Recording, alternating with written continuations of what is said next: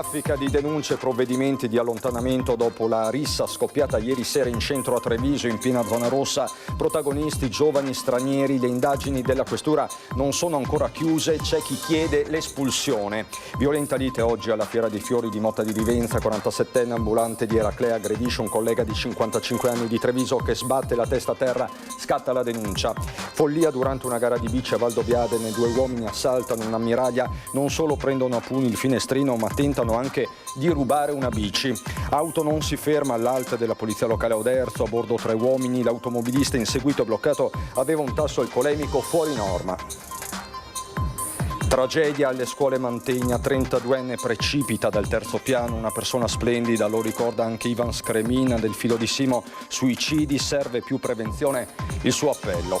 Oltre 80 adesioni in pochi giorni, iniziativa antibullismo nelle palestre di Iuri, dove arrivano i corsi gratuiti dedicati alle vittime, lo sport come leva per superare il trauma. Ufficio postale chiuso da 6 mesi a Badoere, il sindaco e i cittadini sono arrivati all'esasperazione, è finito il tempo delle scuse, dicono. Nei giorni scorsi a Carobegan la presentazione di un libro e di 22 podcast per celebrare l'80° anniversario di Ascom a Treviso, storie di persone, lavoro, territorio.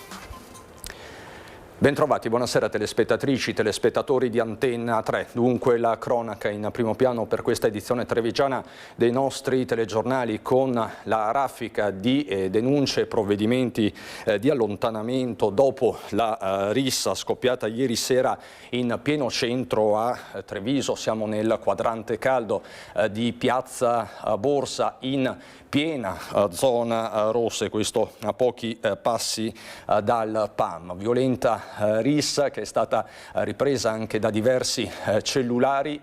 Continua a indagare la questura.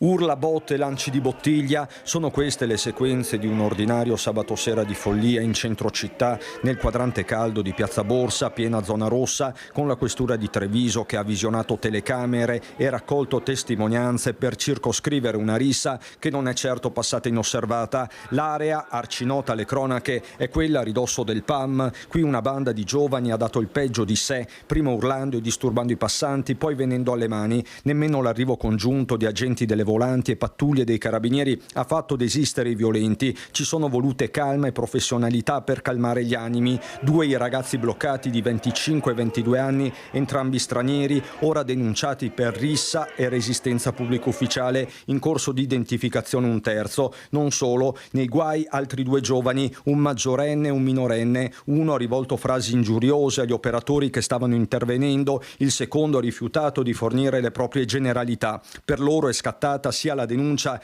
che l'allontanamento dalla zona rossa, avendo già dei precedenti. Intanto, nel luogo della rissa, a terra ci sono ancora dei segni. È successo proprio qui, ma non è una novità, succede spesso. Praticamente ogni sabato pomeriggio ci sono queste risse. Quando hanno bevuto sono incontrollabili. E purtroppo il problema è quello. Per questo si chiede la linea dura, 2 le mosse principali. Intanto vietare la vendita di alcolici al supermercato qua vicino, prima cosa, e poi essere più severi. Treviso non è un parco giochi per criminali, scrive il presidente del comitato Prima i Trevigiani Leonardo Campion, mentre auspica espulsioni più facili il capogruppo di Fratelli d'Italia Guido Bertolazzi. Di fatto il degrado c'è e si vede, dicono i residenti, basta guardare le scalinate che portano alla Camera di Commercio, sotto i portici poi c'è chi staziona visibilmente alterato.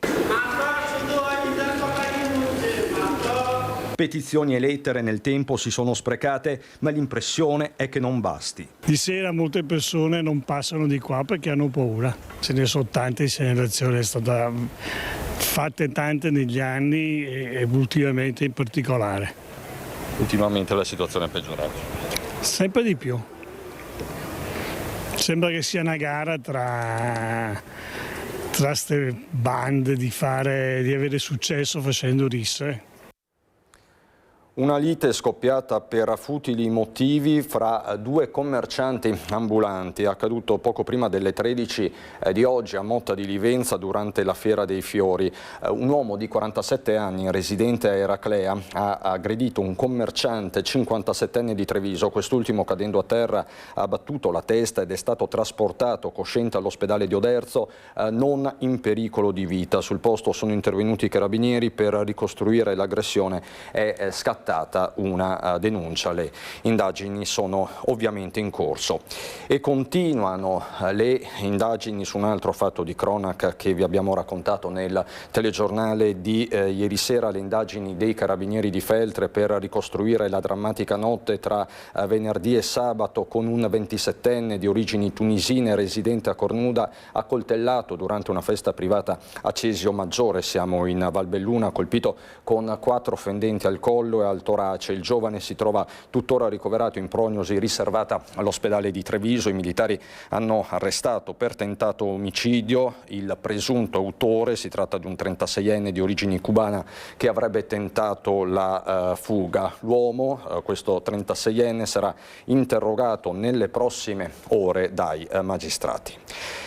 Follia durante una gara ciclistica a Valdobbiadene, 2 uomini assaltano un'ammiraglia impegnata nella corsa, non solo prendono a pugni il finestrino come vedrete, ma tentano anche di rubare una bici salendo sopra l'auto, sopra questa ammiraglia.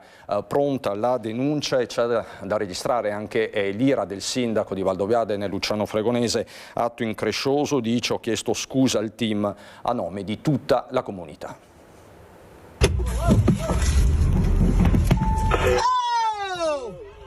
Una violenza inaudita esplosa all'improvviso nel corso di un evento che doveva essere soltanto di svago e di sport. Siamo tra Follo e San Giovanni in comune di Valdobbiadene per le fasi finali della 4ª tappa della settimana internazionale Coppi e Bartali, gara partita da Ponte di Piave. Mancano 6 chilometri al traguardo tra i colli del Cartise quando 2 uomini rompono sulla provinciale e si accaniscono contro un'auto, l'ammiraglia del team Visma Lisa Bike, in fase di rallentamento. Il fare minaccioso mentre uno imprecando dà pugni sul finestrino, l'altro sale sul tettuccio dell'auto dove si trova la rastrelliera nel tentativo, sembra, di rubare una 2 ruote da gara. Il team ha provveduto a segnalare il fatto al direttore di gara e all'organizzazione, oltre che alla polizia stradale.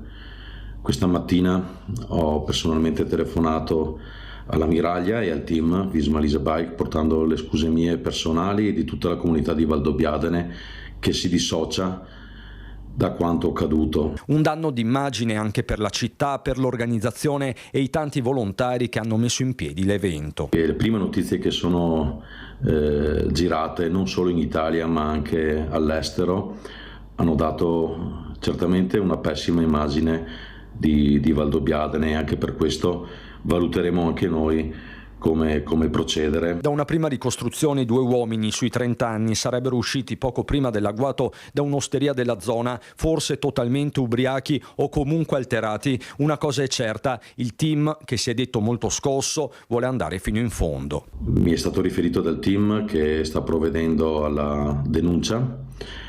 Esistono dei filmati, ne esistono anche altri non andati in onda, pare che possono essere individuati i 2 colpevoli che certamente non si possono definire tifosi. Sulle strade della Marca trevigiana, grave incidente ieri in tarda serata in via Palù, siamo in comune di San Fior. Un ragazzo di 18 anni ha perso il controllo della propria moto finendo contro un muretto. Sul posto sono intervenuti i sanitari del SUEM 118. Vista la gravità delle condizioni del giovane, è stato trasportato all'ospedale di Treviso, ricoverato in prognosi riservata. Saranno i carabinieri della compagnia di Conegliano a stabilire le cause che hanno provocato la fuoriuscita autonoma di questa moto. Un'auto non si è fermata all'ALT della polizia locale, ci spostiamo nello Pitergino, l'automobilista è stato per questo inseguito e bloccato, aveva un tasso alcolemico decisamente fuori norma. L'auto con a bordo 3 persone residenti nello Pitergino stavano transitando lungo una strada comunale quando si sono trovati di fronte a una pattuglia della polizia locale. L'automobilista, all'alta degli agenti, non si è fermato ma ha accelerato per fuggire. In seguito l'auto è stata intercettata e bloccata. L'automobilista, un uomo di 40 anni, è stato sottoposto all'alcol test. Il risultato sa che sono due prove, la seconda prova, quindi quella che è diventata poi la base del verbale, era sopra l'1,20, non sopra l'1,50 per fortuna dell'automobilista, altrimenti avrebbe perso anche la disponibilità dell'auto, però comunque molto alta. L'uomo è stato denunciato per guida in stato di ebbrezza e sanzionato per non essersi fermato all'alta della pattuglia.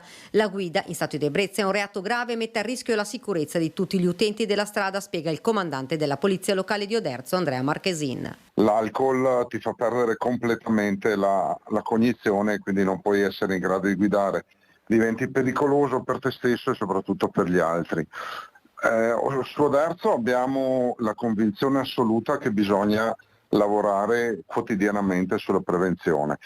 Negli ultimi mesi, conclude il comandante, si era registrata una diminuzione delle sanzioni sulle violazioni del codice della strada, soprattutto fra i giovani. Ho riscontrato che i giovani si sono organizzati magari facendo guidare l'amico che resta sobrio e magari chi è ceduto con l'alcol si fa il pisolino sdraiato dietro.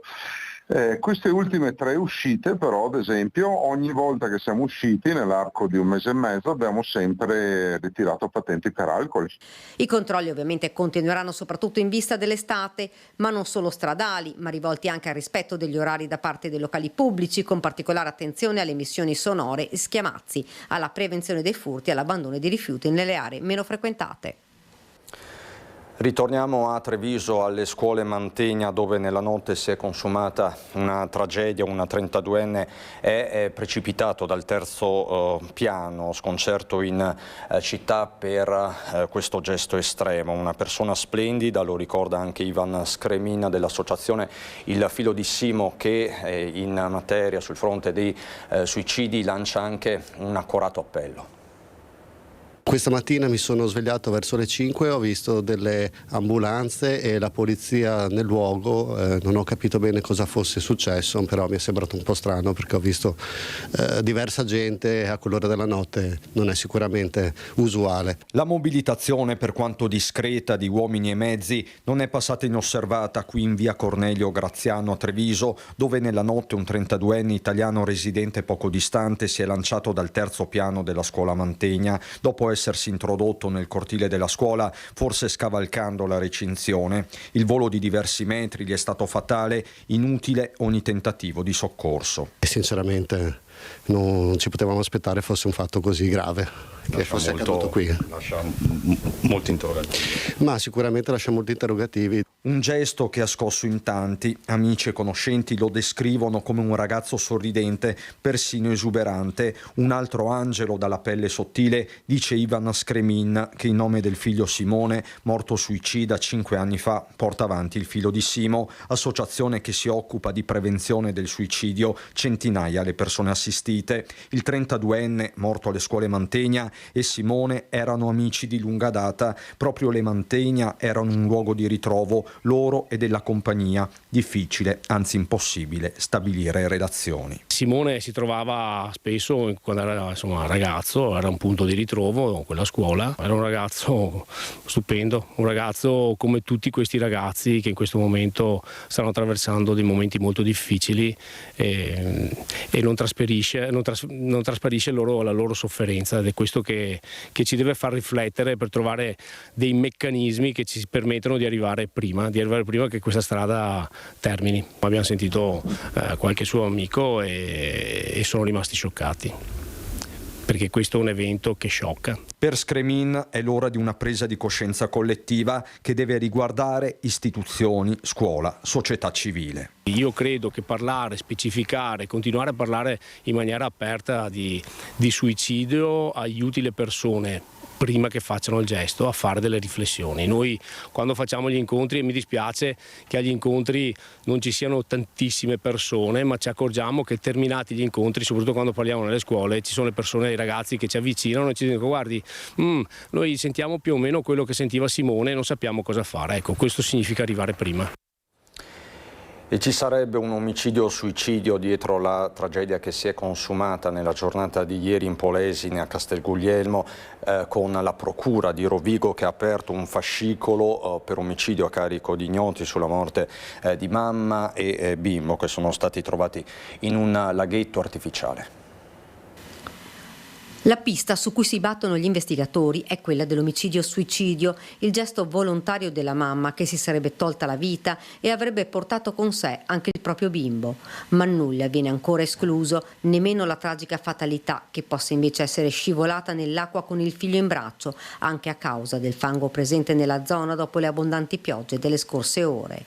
Mamma e figlio, di origini cinesi, sono stati recuperati dai vigili del fuoco nel laghetto di Castelguglielmo, una zona di campagna all'imbocco della Transpolesana, non lontana dalla zona industriale. I corpi vicini l'uno all'altro. La procura di Rovigo ha aperto un fascicolo con l'ipotesi di omicidio. L'indagine è a carico di ignoti e si tratta di un passaggio necessario per procedere con tutti gli accertamenti del caso. Quello che pare ormai certo è che non si sia trattato di una morte violenta, perché sui corpi di mamma e figlio non c'erano segni di contusioni dei primi accertamenti. Nelle prossime ore sarà eseguito l'esame autoptico per stabilire le cause della morte. La mamma aveva 39 anni e il piccolo ne aveva compiuto 1 lo scorso dicembre. Entrambi vivevano a Castelguglielmo. Alcuni testimoni hanno riferito di averli visti nei pressi del laghetto. La donna spingeva il passeggino ritrovato lì a pochi passi dalle acque in cui sono stati trovati i morti entrambi. A dare l'allarme è stato proprio un passante che ha visto i 2 corpi nel laghetto. Una tragedia che ha scosso l'intera comunità. Ha picchiato il papà disabile con un mattarello, per questo un 45enne è stato arrestato con l'accusa di lesioni personali aggravate, accaduto a Gorgo al Monticano, mentre a Fonte, sempre nel Trevigiano, un uomo ha minacciato lo zio con una pistola risultata poi giocattolo. Una lite fra padre e figlio degenerata. Un operaio 45enne armato di mattarello avrebbe picchiato l'anziano papà disabile in sedia a rotelle che a sua volta però lo aveva minacciato con un coltello. Una situazione familiare di degrado è accaduta a Gorgo al Monticano. Ad allertare i carabinieri familiari vista la situazione ormai critica fra i due. All'arrivo dei militari il 45enne si sarebbe giustificato dicendo che il padre aveva chiamato degli spacciatori per acquistare della droga, ma la sua versione non è bastata. L'uomo è stato arrestato per lesioni personali aggravate. A Fonte invece un uomo di 35 anni avrebbe minacciato lo zio, colpevole di aver attraversato la sua proprietà con una pistola semiautomatica risultata essere giocattolo. Si tratta di una persona fragile con problemi psichiatrici che aveva interrotto la terapia. L'uomo, denunciato per minacce, è stato accompagnato nel reparto psichiatrico. Parliamo adesso di bullismo e di conseguenze del bullismo, perché arrivano in 5 palestre della marca trevigiana i corsi gratis per tutte le vittime. L'iniziativa è dell'imprenditore Iuri, già 80 le adesioni raccolte. Purtroppo, devo dire purtroppo, la richiesta è stata veramente sorprendente. Io pensavo che ci sono bambini che soffrono, ma sinceramente avere circa una 80ina di bambini, ragazzi e ragazze già che vogliono fare questo corso, questa cosa mi preoccupa tanto. Le richieste sono andate oltre ogni aspettativa e pensare che Iuri da anni nelle sue palestre si occupa di giovani e di prevenzione del disagio. Ora la nuova iniziativa, corsi gratis ai giovani tra i 9 e i 15 anni vittime di bullismo. Non appena diffusa la notizia sui social, il mare di adesioni, tanti genitori che chiedono supporto e aiuto, tante le storie di sopraffazione. Soprattutto online, ma anche fisiche, o meglio, non tanto fisiche quanto psicologiche, che secondo me è ancora peggio, perché io dico a volte fa molto meno male una sberla che essere messo da parte. I corsi partiranno in tutte le palestre di Iuri, da Masera a Vidor, passando per Pieve di Soligo, Castello di Godego, Montebelluna. Vedranno la presenza di un istruttore, lo sport come strumento per acquisire autostima e mettere tutte le cose al loro posto. Parliamo di bullismo, ma adesso io parlo dello sport, ma il bullismo esiste ovunque, quindi nelle scuole, nei parchi e ovunque. Quindi è una iniziativa contro il bullismo e, ripeto, a far capire a questi ragazzi, e questo che è quello che voglio che passi, che non sono i ragazzi che subiscono il bullismo colpevoli, ma sono quelli che comunque fanno il bullismo. La partenza delle lezioni antibulli è imminente. L'appello di Iuri di fronte al mare di richieste è quello di usare il buon senso. Tanti, visto che è gratuito, vogliono anche approfittare di questa cosa. Allora io dico, ragazzi, mettiamoci un po' il buon senso e cerchiamo di capire cosa sto andando a fare. Non lo faccio gratis per tutti i ragazzi, lo faccio gratis per quelli che hanno subito, quelli che hanno bisogno. E magari le famiglie in difficoltà. Bravissimo, perché comunque chi non può intervenire, giustamente sono quelle famiglie lì. I temi dell'attualità ci portano a Badoere di Morgano per la vicenda dell'ufficio postale chiuso. Sindaco e cittadini sono arrivati ormai, come ci racconta Elena Dal Forno, all'esasperazione. 3 ottobre 25, prima chiusura. Adesso l'hanno spostato all'11 aprile del 26. Spostano solo la data e basta, non fanno altro. Ma abbiamo veramente finito le scuse e le spiegazioni, quindi l'ultima loro comunicazione del 12 di marzo ci dice che non sanno di fatto quando riapriranno per dei problemi interni relativi ai lavori che sono stati fatti. È un servizio di prossimità, deve essere garantito ed è stato gestito veramente in maniera ridicola. È furibondo il sindaco. I lavori di riammodernamento dell'ufficio postale, luogo che è bacino d'utenza per oltre 5.000 persone che oggi sono costrette ad andare altrove per le loro necessità, ad oggi non si sa quando termineranno. Ma la cosa più grave e soprattutto irrispettosa è la comunicazione che hanno effettuato nei nostri confronti, che poi noi a nostra volta ribaltavamo ai cittadini, quindi una serie di date che puntualmente sono state disattese e io credo che qualsiasi azienda che programmi di chiudere una propria filiale per un mese e poi ne resta chiusi 6, credo non stia né in cielo né in terra. E oltre a questo anche la beffa del cartello esposto, che oltre ad invitare a recarsi in altri uffici, magicamente cambia data quando si avvicina a quella segnata come giorno di riapertura. Passo qui davanti, penso 20 volte al giorno, io non ho mai visto in questi 6 mesi chi lo cambia, però di fatto alla mattina tante volte è cambiato. Quindi abbiamo anche pensato che qualcuno venga veramente di notte a cambiarlo. Puntualmente al giorno teorico di riapertura il cartello era cambiato con una nuova data, come è avvenuto anche l'ultima volta, motivo per cui insomma vi abbiamo anche interpellato, perché veramente è una situazione che ormai rasenta il ridicolo. E il disagio creato da anziani e fragili è perfettamente riassunto da chi qui ci vive.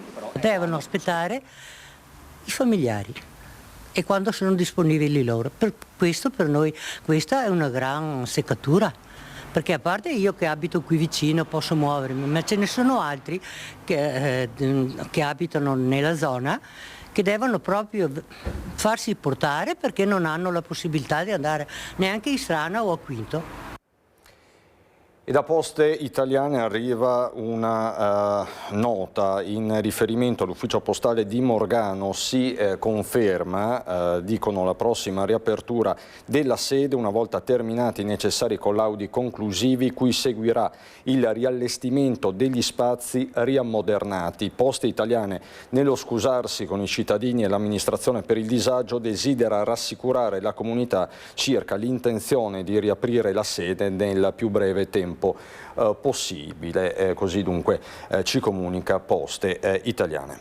È stato avvistato dagli atleti della Canottieri Giudecca. Ci spostiamo a Venezia per delle immagini che stanno facendo letteralmente il giro d'Italia e non solo. Si tratta di un pesce luna di oltre 200 kg, nuotava tra l'isola delle Grazie e San Clemente nella laguna. I vogatori hanno chiamato i vigili del fuoco e sono rimasti sul posto per mezz'ora per evitare che le imbarcazioni lo travolgessero. Il pesce luna ha raggiunto poco dopo il canale dell'Orfano e grazie alle acque più profonde si è lentamente immerso.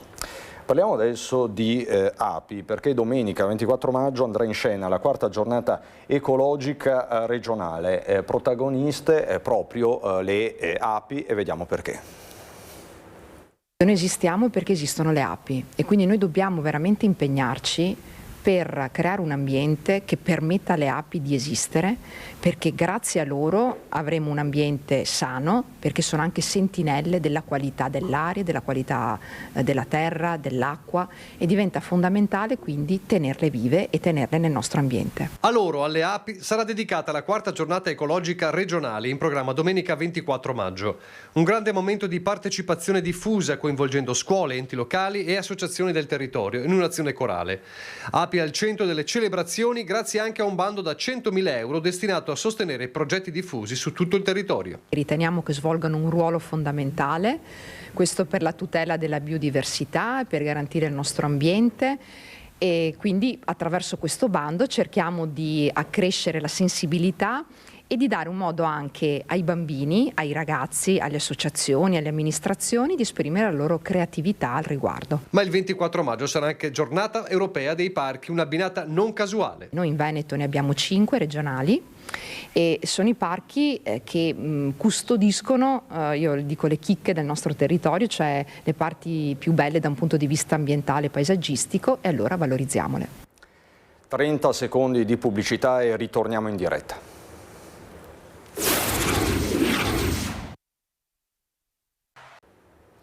Di nuovo in diretta per parlare di motori e della serata organizzata ad ACI Treviso con tutti i campioni veneti. La passione per il motorsport non ha fine, quindi non c'è età, è trasversale a tutte le generazioni. Io per principio corro per piacere, per divertimento, contro avversari nella mia classe, con minimo il più anziano, forse 20 anni meno di me.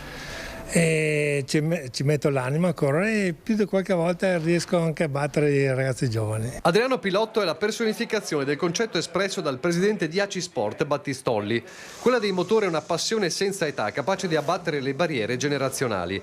Anche il pilota veterano tra i premiati senior e junior durante la serata Campioni di Veneto ACI Sport 2025 a Quinto di Treviso, in una marca sempre più protagonista delle iniziative dell'Automobile Club Italiano, come conferma il presidente di ACI Treviso, nominato componente del Consiglio Sportivo Nazionale. Abbiamo visto tanti piloti, abbiamo avuto qui più di 100 piloti che sono stati premiati e sono il fiore dei conduttori e navigatori dello sport, appunto, mondo automobilistico, delle varie specialità, quindi rally, salita, regolarità e quant'altro, quindi con tanto orgoglio insomma che li ho ospitati qui in ACI Treviso. Tra le eccellenze venete del motorsport citate e premiate Gian Domenico Basso, campione italiano rally 2025, il giovane kartista Gioele Girardello, Coppa del Mondo FIA e campionato italiano junior, Alberto e Giuseppe Scapolo che hanno vinto la marca classica 2025 e veterani come appunto Adriano Pilotto. La passione è nata da giovane, sono partito dalle moto, dopo dalle moto sono passato ai kart.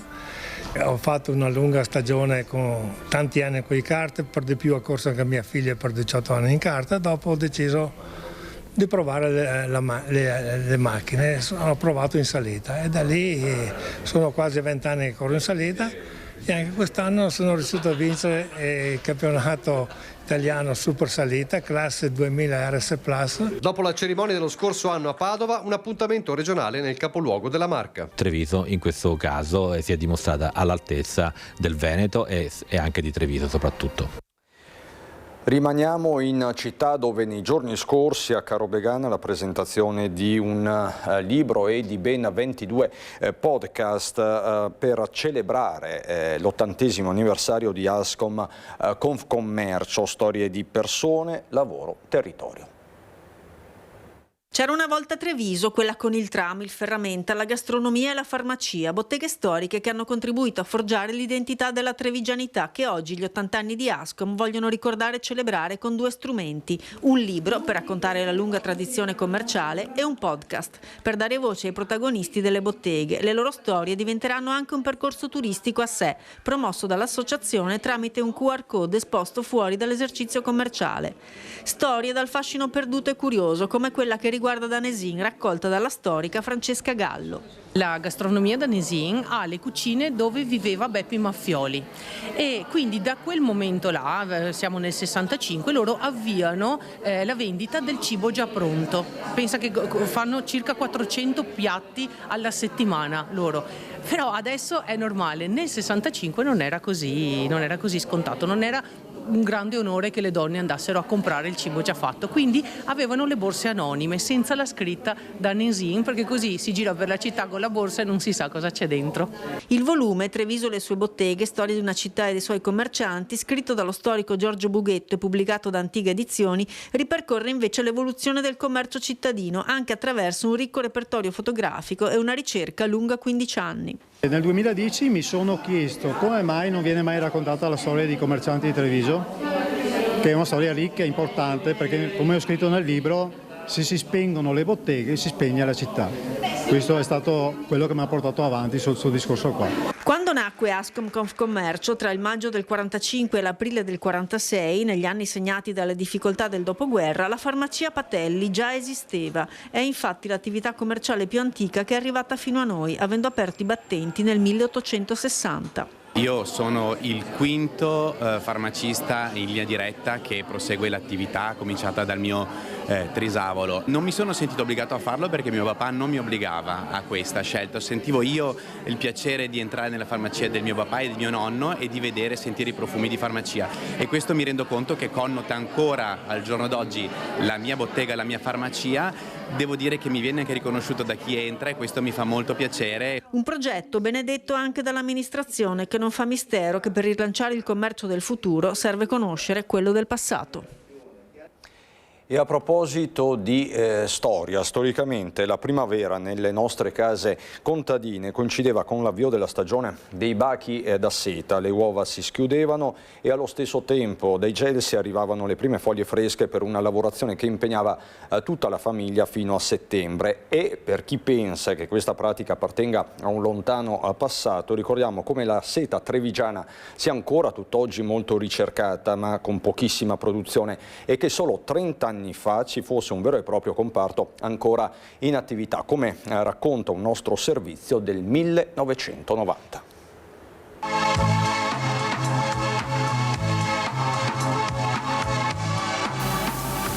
L'allevamento dei bachi da seta, i famosi cavalieri, è un'attività antica che in provincia di Treviso e nel Veneto sta conoscendo un insperato successo. Dopo tanti anni di crisi e la mancata filatura dei bozzoli dello scorso anno che ha turbato il mercato, gli operatori agricoli hanno adottato moderne tecniche di allevamento, intensificando le lavorazioni meccaniche. Nell'88 la produzione ha toccato i 66.000 kg di bozzoli, anche i prezzi sono stati interessanti. Ora però scarseggia sempre più la materia prima, le foglie di gelso, perché la richiesta dell'industria tessile, soprattutto del comasco, è aumentata. Nel Veneto nell'ultimo anno sono stati piantati circa 100.000 gelsi, ma ancora non basta. Si cerca pure di rimettere in funzione il centro genetico per la produzione di semi di bachi da seta di San Giacomo di Veglia di Vittorio Veneto. Di tutti questi problemi se ne parlerà in Camera di Commercio a Treviso mercoledì prossimo. Alcuni temi però sono stati affrontati oggi nel corso di una conferenza stampa dal presidente nazionale dell'Associazione Bachicoltori Giulio Nicoletti. Sentiamolo ai nostri microfoni.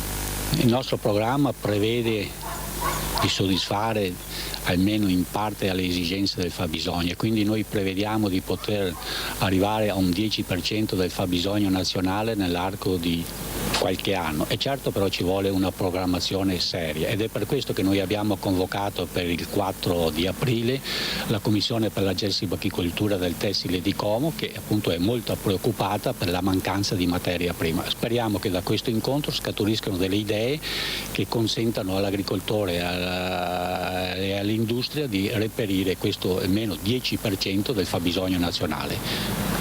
La nostra preparazione, la nostra cultura potrà senz'altro essere di valido ausilio anche per altri paesi in via di sviluppo, dove certamente si può fare della bachicoltura, e quindi un 10% in Italia e altro 30-40% che si possa fare in altri paesi può servire da deterrente per la Cina, che in questo momento è quella che mantiene il monopolio e che continua a fare un po' le bizze e il cattivo e bel tempo nel settore della bachicoltura. In Italia si producono circa 25.000 kg di seta all'anno, mentre se ne importano 5 milioni. Attuando questo programma si potrebbe arrivare almeno a coprire il 10% del fabbisogno nazionale. E torniamo ai nostri giorni, non ho ulteriori aggiornamenti da darvi dalla Marca Trevigiana, e quindi tutto anche per questa edizione. Subito dopo la sigla, come sempre, c'è il meteo. Grazie per l'attenzione, buona domenica sera.